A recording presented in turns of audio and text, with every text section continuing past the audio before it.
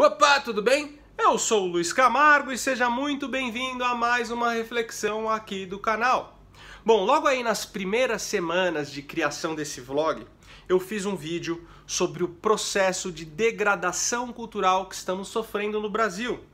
E eu usei aí como pedra de toque para abordar esse assunto o Big Brother, que por sinal aí lá naquela época tinha muito mais audiência que hoje em dia. Só que, infelizmente, esse vídeo, como já aconteceu com outros aqui do canal, foi censurado pelo YouTube. Assim do nada, sem explicações, nem sequer notificação eu recebi. E eu só percebi, né, porque muitos inscritos pediram para que eu repostasse. E como ontem aí tivemos a estreia de mais um BBB, aliás, não sei por que a Globo ainda insiste nessa merda, mas enfim, ao invés de repostar o vídeo, resolvi gravar este aqui abordando o mesmo assunto. Mas antes, se você gosta do trabalho que eu venho fazendo, é muito importante você já deixar seu like, se inscrever se ainda não for inscrito e clicar nesse bendito sininho para ser notificado dos vídeos novos. Essa é a única forma de você me ajudar a continuar e juntos, quem sabe, tentarmos mudar um pouco as coisas à nossa volta. Então vamos lá. Vocês sabem por que o reality tem esse nome? Big Brother? Sabem aí qual é a origem por trás desse nome? Então, existe um clássico da literatura mundial que sempre figura em todas aquelas listas, né, de melhores livros de todos os tempos, ou a lista dos livros que você deve ler antes de morrer. Chama-se 1984. Esse livro aqui, do escritor britânico George Orwell. Orwell, na minha opinião, foi um gênio. Outro livro bem conhecido dele é A Revolução dos Bichos. Esse aqui. Esses dois livros são literaturas obrigatórias. A Revolução dos Bichos é uma crítica contundente ao comunismo, especificamente aí ao regime soviético. E o 1984 é a magnum opus do Orwell. O livro literalmente nos catapulta da casinha, ele tira aí as escamas dos nossos olhos para que a gente possa perceber todos os mecanismos que o establishment se vale para nos deixar alienados e escravizados. Eu vou falar um pouco do livro, mas fica tranquilo que se você ainda não leu, eu não falarei assim nada que possa estragar o prazer da leitura. Apenas vou expor um dos pontos do livro e de uma forma aí mais conceitual.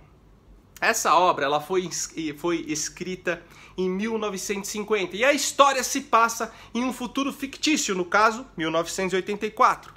E nessa distopia futurista, as pessoas são opressas por um sistema de governo tão maléfico quanto genial. É um regime totalitário muito semelhante ao comunismo, mas não na fase socialista que conhecemos, mas sim em um estágio muito mais avançado que ainda não presenciamos aí na nossa realidade histórica. No mundo de 1984, tudo que se passava na vida das pessoas era plenamente estipulado pelo governo. Os empregos que possuíam, o que comiam, o que consumiam, o que faziam aí no cotidiano e até o que pensavam era minuciosamente fomentado pelo regime. Ao longo do tempo, aí, as autoridades estrategicamente foram empobrecendo o vocabulário da linguagem falada, eliminando aí diversas palavras e modificando outras.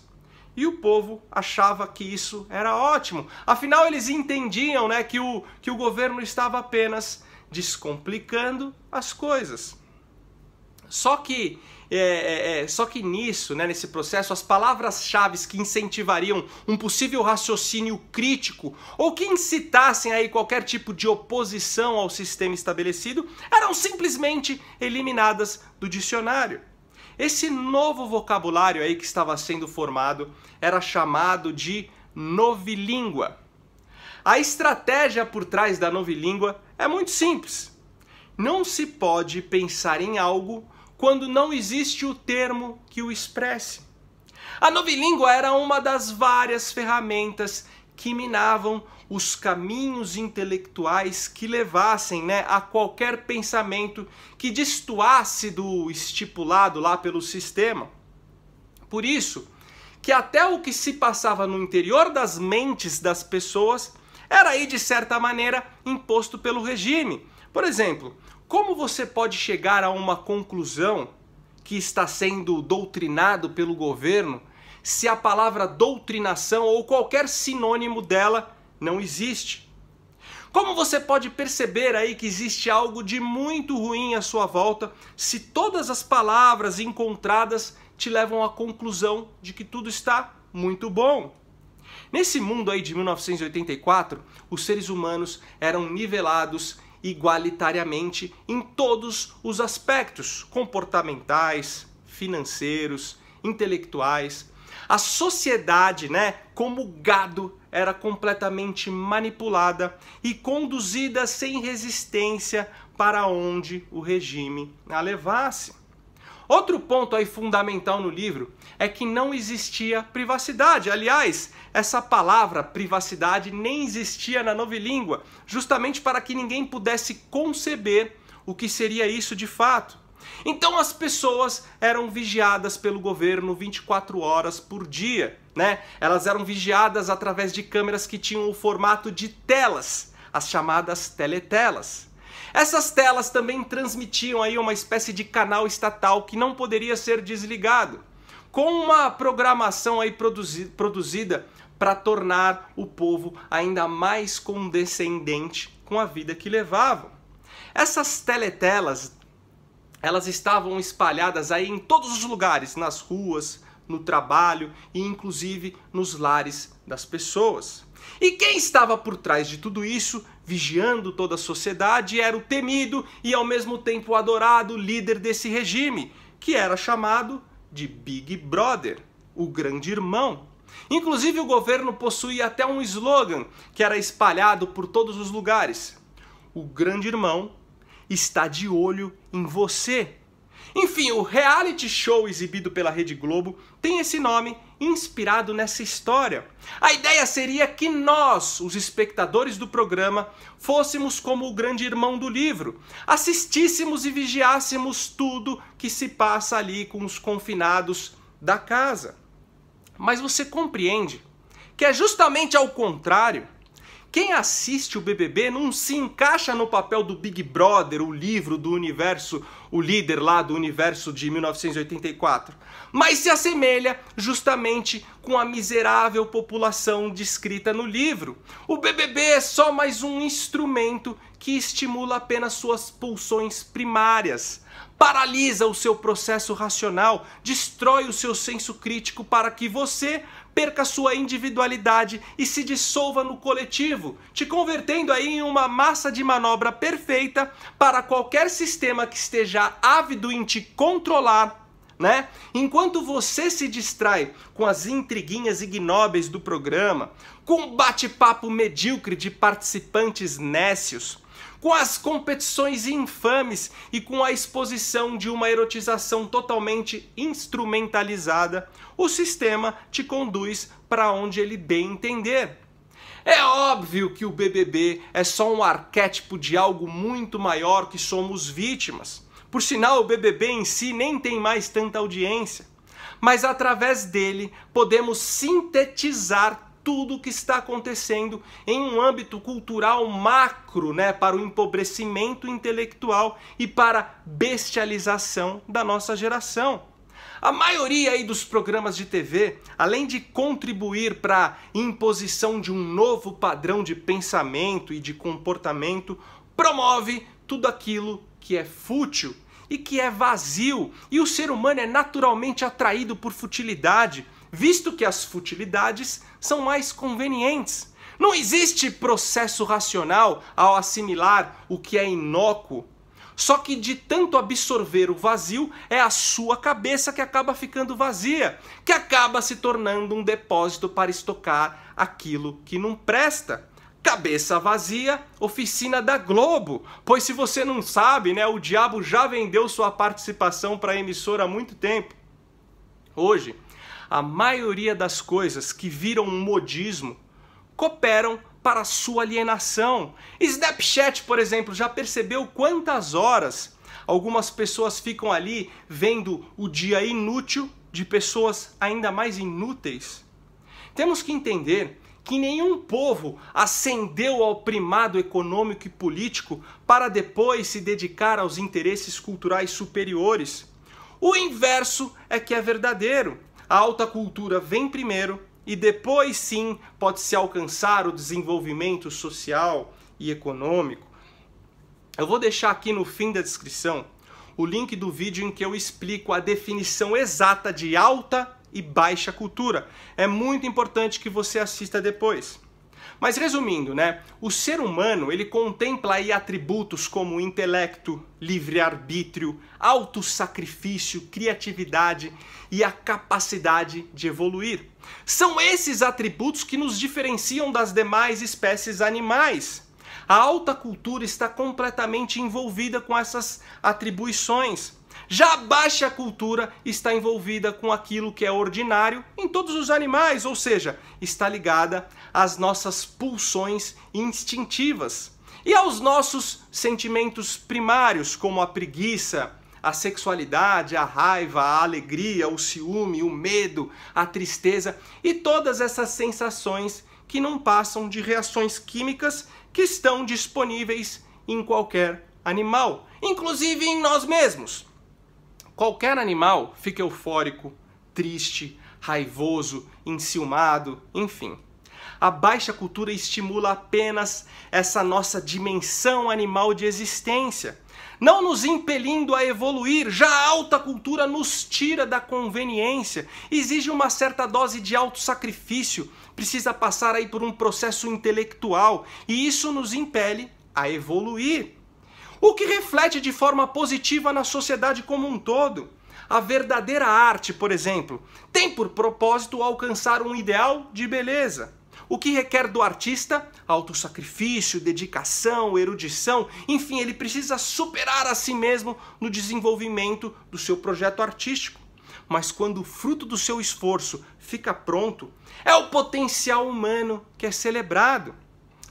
Para compor aí a Nona Sinfonia de Beethoven, foi exigido do artista, no caso o Beethoven, as habilidades mais profundas da capacidade humana. Não podemos dizer o mesmo da Anitta ou do Pablo Vittar, por exemplo, que o auge aí da sua performance é rebolar ao som de uma melodia extremamente pobre. Mas o fato é que quando ouvimos a Nona Sinfonia, o sentimento que nos irrompe é de perplexidade. Ficamos atônitos diante da capacidade humana, temos aí um vislumbre de um ideal de beleza. Ficamos envolvidos em sensações exclusivas do ser humano. Já quando ouvimos a Anitta, incitamos apenas nossos impulsos primários, como a sexualidade, uma alegria passageira. Ficamos envolvidos apenas naquelas sensações, que são decorrentes de reações químicas comuns a qualquer espécie animal. Vamos pensar agora em uma boa obra literária. Um livro aí, para ser apreciado, exige um grau maior de intelecto. Ele vai despertar automaticamente o seu senso crítico. As informações contidas em um livro não são despejadas prontas na sua cabeça, como acontece com uma novela aí, por exemplo. Você não recebe o conteúdo de forma passiva. A informação só pode ser assimilada através de um processo que envolve raciocínio e imaginação. E para abrir um livro e começar a ler, você precisa vencer a sua pulsão instintiva natural da preguiça, pois ligar a televisão seria muito mais confortável. Só que após uma leitura, você com certeza estará diferente. Seu repertório de linguagem será mais vasto, sua capacidade criativa intensificada, e ao término de cada livro você estará mais evoluído como ser humano, ou seja, o livro é alta cultura. Quando você está sentado assistindo a novela das 9, o Domingão do Faustão ou o Big Brother, o processo intelectual envolvido é mínimo. Você fica em uma condição totalmente passiva e conveniente, apenas recebendo uma informação pronta que não estimula o seu raciocínio, muito menos seu senso crítico. O que é estimulado são apenas algumas sensações, como euforia, alguns impulsos sexuais aí diante de uma cena mais erótica, de repente, né, raiva quando aparece um vilão ali no contexto. Na hora que a novela ou que o programa termina, você continua a mesma pessoa de antes. Nada foi acrescentado para que você evolua como ser humano. Muito pelo contrário, você se limitou apenas nas suas dimensões animais. E com o tempo você será cada vez mais regredido à condição de bicho, à condição de gado. Exatamente como o Big Brother lá na ficção do George Orwell queria que as pessoas ficassem.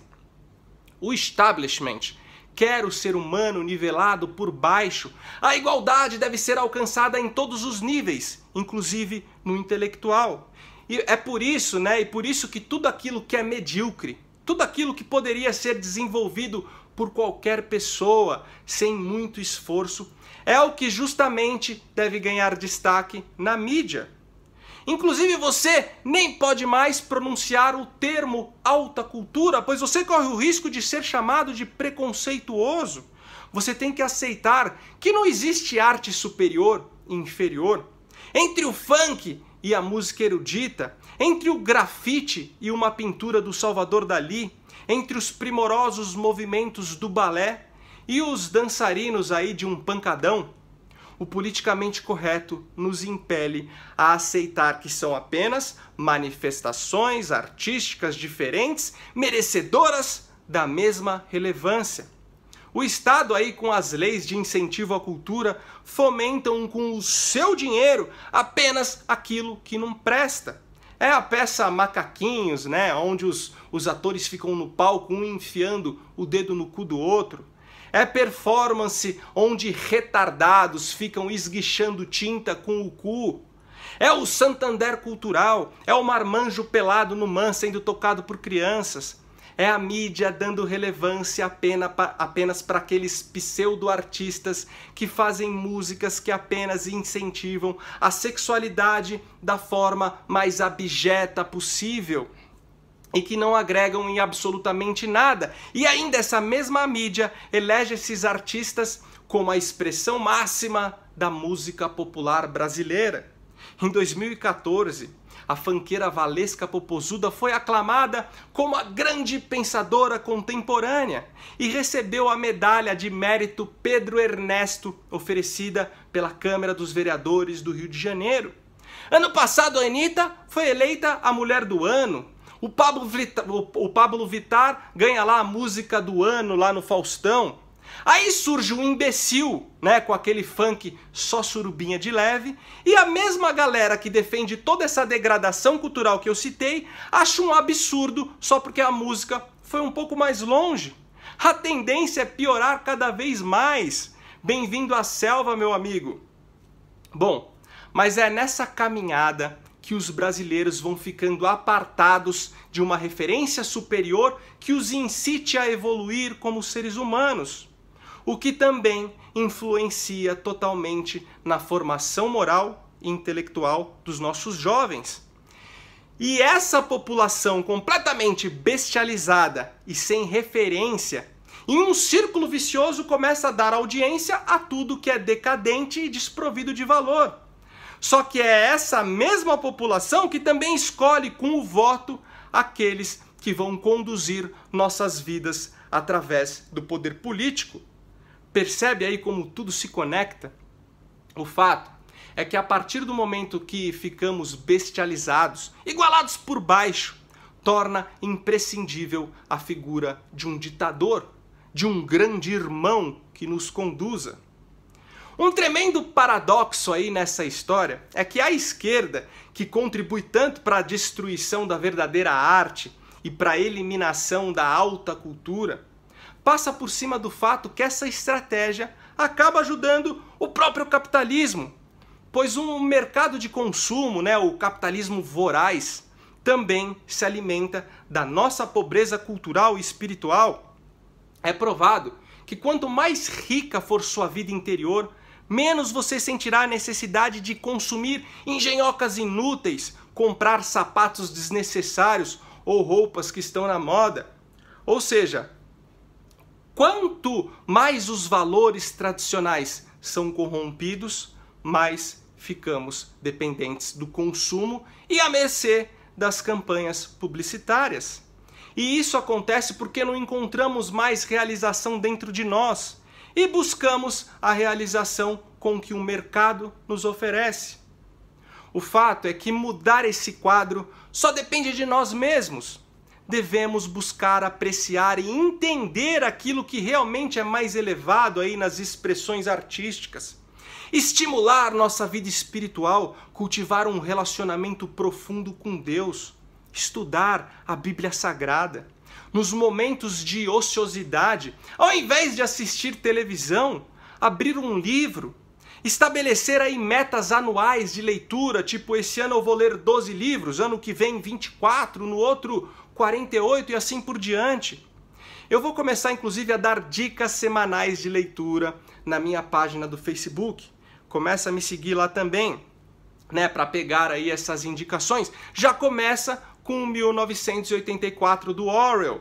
Vai hoje atrás desse livro, visita lá a biblioteca virtual do Nando Moura, pode comprar qualquer livro lá, todos são excelentes e vão contribuir para te colocar fora dessa Matrix. Enfim, invista em você. O conhecimento é nossa única arma contra aquelas forças que querem nos escravizar. Se você aí não tem o costume de ler, trocar a televisão ou a série lá do Netflix por uma leitura pode sim ser algo bem enfadonho. É que nem correr quando você não está acostumado. 5 minutos na esteira parece aí 1 hora, mas com o tempo e insistência se torna um prazer e até um vício. E assim como a corrida te deixa fisicamente mais bonito e saudável, com a leitura sua alma, seu eu interior ficará muito mais belo e saudável.